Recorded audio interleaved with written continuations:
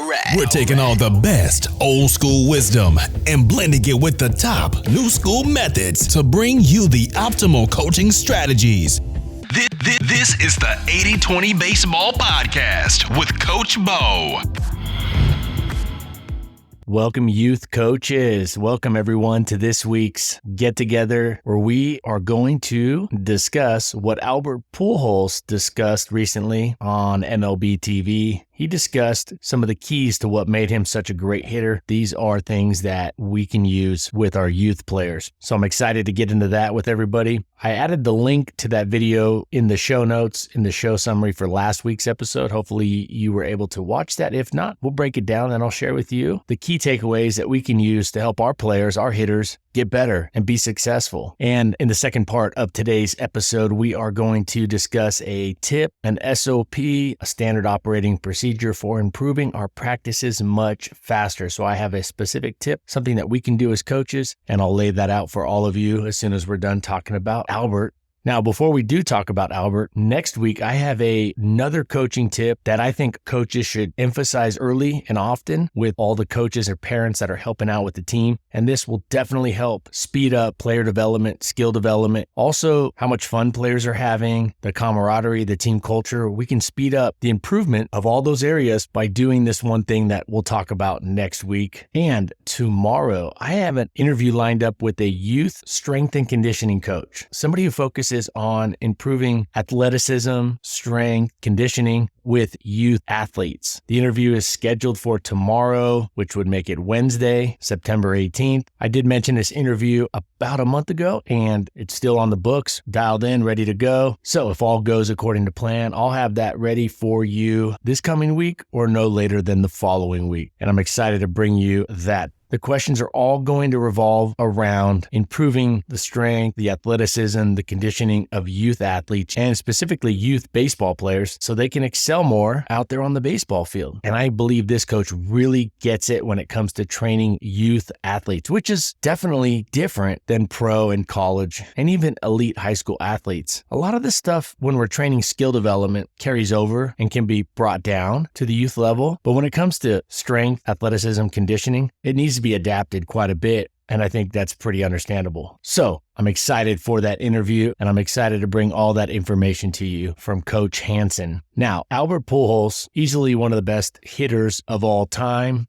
got on MLB TV, the MLB network, a few weeks back, and he really dove into his routine, his swing, his mindset, and some other things that he did. And I have 5 key takeaways for you. Now, these aren't AI summary takeaways. I always watch these videos. I always do the homework, the research, so as to make sure that it's filtered, 1, through the lens of somebody with a lot of experience, and 2, so it's filtered and presented to all of you who are coaching youth baseball players. So first off, Albert Pujols had an amazing career, right? Believe it or not, he was kind of doubted when he was a high school player by scouts. There was some doubt. Now, there were a few scouts who were really high on him, but overall, he was overlooked or doubted as a high school player. He was born in Santo Domingo in La Dominicana in the Dominican Republic.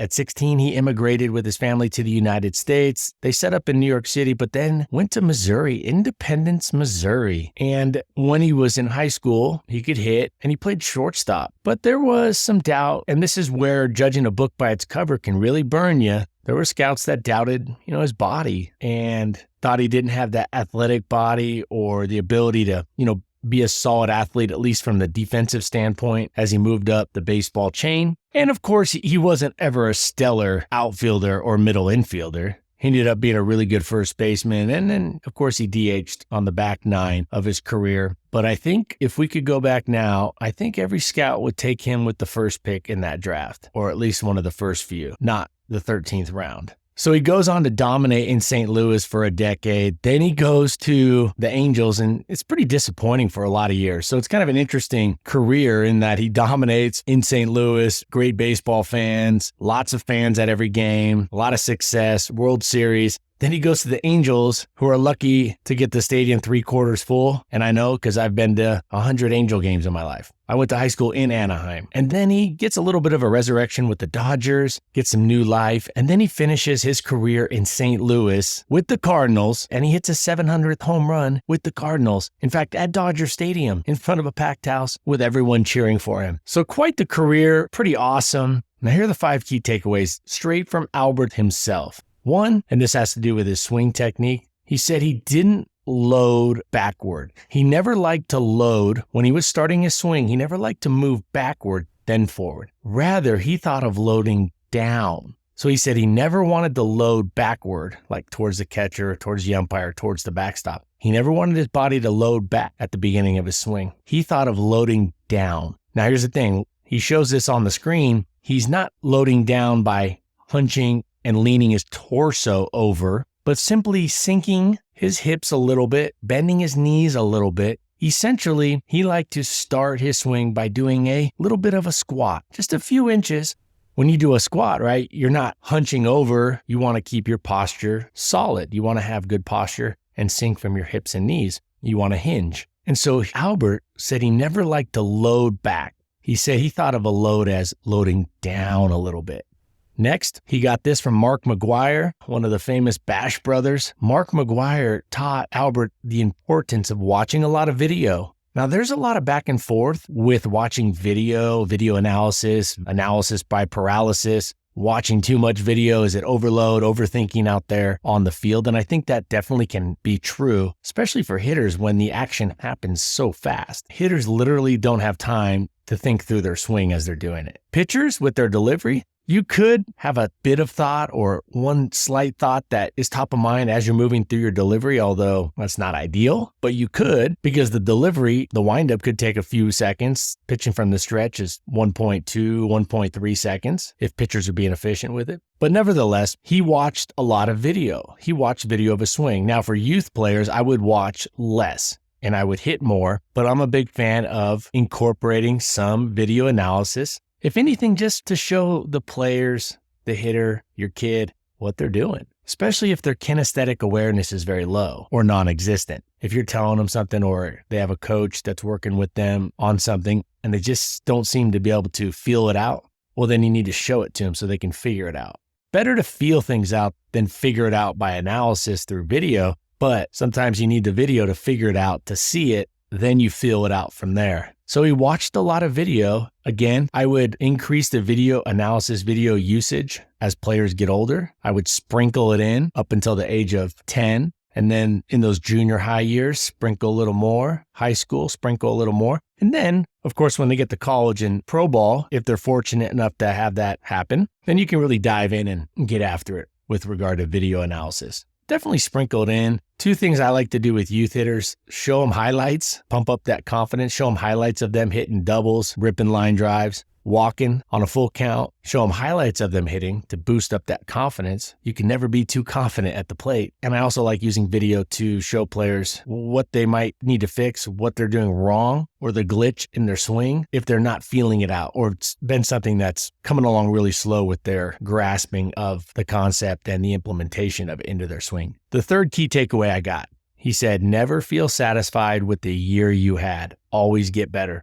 Win the MVP, have the best stats in the local league, all-star, win a championship, doesn't matter. Albert says, never feel satisfied with the year you had. You're always trying to get better. And that goes back with rolling with the process, much more so than dwelling on the results, whether they're good or bad. The 4th key takeaway from Albert Pujols' video, his video tutorial, he used the tee a lot, the hitting tee, the batting tee a lot. His goal was to be perfect with his swing off the tee. I should say the result that he wanted when he was hitting off the tee, since the ball was not moving, not just moving with velocity, but it also wasn't moving horizontally or vertically. And because of that, he wanted to make sure that he hit the ball perfectly off the tee. He was hitting consistent, slightly angled up line drives. He wanted to hit line drives, but on the video, he shows his hand kind of pointing up a little bit. And he even said he wanted to hit line drives over the pitcher's head. So that 5 to 10 degree launch angle. Now, don't confuse that with launch angle like 40-degree launch angles, Willie Mays Hayes popping it up every time or hitting the ball in the air. He did want to have the ball go up slightly, but he wanted line drives. That was his main thing. So when he hit off the tee, he wasn't just trying to put the ball in play. He was trying to hit the ball hard, trying to drive the ball the other way, up the middle. And if he set the tee in, trying to pull it,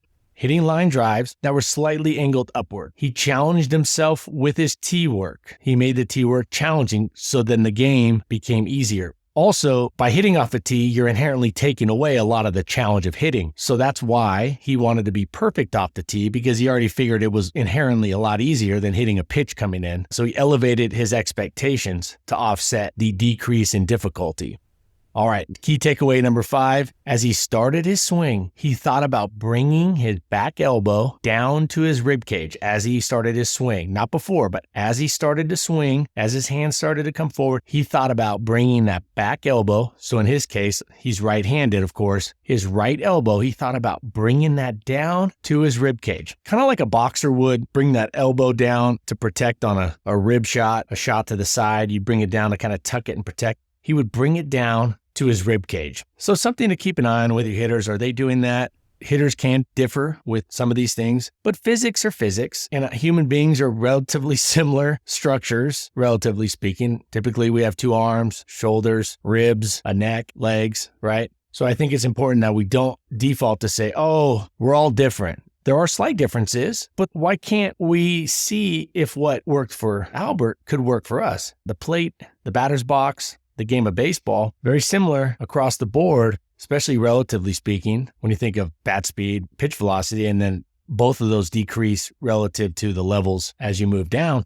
So that was 2 swing takeaways. Don't load back. Think of loading down. Back elbow to the rib cage as he started his swing. There was that mindset takeaway. Never feel satisfied with the year you had. Always get better. Essentially, don't get complacent with success. Always get better day to day. He had an off-field tip of watching video or incorporating video somehow, some way. Again, that levels up as the players get older, but definitely something that should be sprinkled in early on. And there was the takeaway, the tip from Albert about the tee work. And really his goal of hitting off a tee, he was trying to be perfect. In fact, if he wasn't perfect, hitting a perfect hard hit line drive, he'd start over and he'd try to get to a certain number, say 10 on a certain pitch in a certain spot. And if he didn't, he'd go back to 0 and start over. He wanted to hit line drives that were slightly angled upward.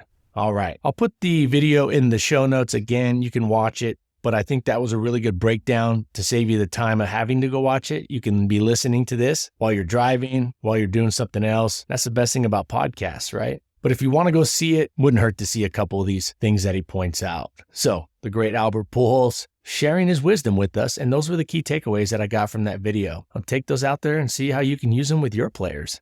All right, I have now a SOP for improving our practices much faster. Coaches, I highly recommend that we meet for 5 to 7 minutes. I find 7 minutes is usually a good time. I would time it and be upfront so the meeting doesn't drag on. 7 minutes is a good number for a post-practice discussion amongst the coaches and the parents that are helping out. Once the practice is over, right away, I'd get together and say, all right, coaches, parents, helpers, based off of this practice, what was something we should do more of? Or based off of this practice or recent games, what's something that we should do more of? What is something maybe we should double down on? So that's a good question to start off with. And then go around. Tell everybody, hey, we're going to go around. You got 30 seconds. Everybody's got 30 to 45 seconds. Let's be respectful of our time. So what is something we should do more of based off of practice or recent games? What's something we should practice or train more often or with more volume? A second possible question, what is something that we need to adjust? Something that we're doing that's working okay, but could be adjusted. How can we tinker a drill that we have to make it better, to get more quality reps, to make it safer, to make it a little more fun, to make it a little more competitive? What is one thing that we could adjust to make it better that we're already doing?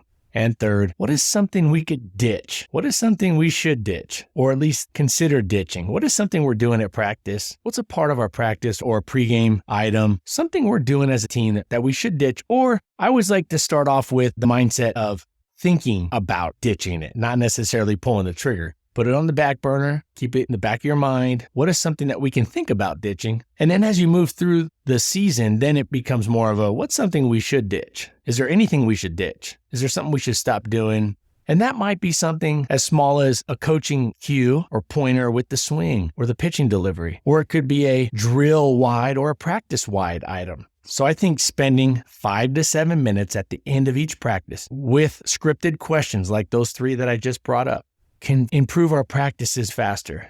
Another way of doing this is via email or text message, right? So maybe you don't have the time, or not everybody has the time to hang out after practice. How about sending an email to all the coaches, the helpers that were at practice, that have been at practice, that are consistently at practice, and share those 3 questions. What's something we should do more of? What's something we should double down on at practice? What's something we should look to improve faster and thus spend more time on? What's a coaching technique maybe we should use more? And then number 2, what is something that we should adjust, tinker, so our players get better faster? And what is something we should think about ditching? And then as the season moves forward, it could become, what is something that we should ditch? What's something we should remove when it comes to practice, pregame routine, or coaching strategies during the game? So I recommend doing it together as a staff if possible. Shouldn't take more than 7 minutes. Be upfront and say, hey, we got our 7-minute meeting, our 7-minute recap. Or you could send out an email with those questions. Say, hey, can you get this back to me within 24 hours? Share the results. Or you could do like a Google form and send them the link to that with the questions on it. Or you could do a group text message. We want to think about consistency with this and also not biting off more than we can chew. Don't expect the other coaches, the coaching staff, parents to answer 5 or 10 questions. And don't hold a 15 or 30-minute meeting after practice. Be realistic with this. Don't make it a chore. Make it something that coaches look forward to, knowing that, 1, it's not going to be a crazy amount of time involved with it, and sell the importance of how this is going to expedite the improvement of our practices, our training environment, and thus our players' development. All right. Always love being here with all of you. Got a couple wonderful emails from listeners this past week sharing the success that they've had using the stuff we talk about on this podcast and the stuff over at 8020baseball.com. Head over there. There's a bunch of stuff over there. Videos, articles, drill design guide. Always great hearing from all of you. Reach out, Coach Bo at 8020baseball.com, or go to the website on the contact page. Reach out. Share with me your coaching journey, your success, your questions. I even had a coach reach out, you know who you are, mentioning a topic that they'd like to hear discussed on this podcast. So we'll hit on that also next week. So a bonus discussion next week. All right, everyone, let's take care of ourselves, our health, so we can be at our best for our families, our close friends, our players, our kids, our team. And let's take this information out there to the field. Let's put it into play. Y'all take care. And until next week, adios. This has been the 80-20 Baseball Masterclass. Take it to the field.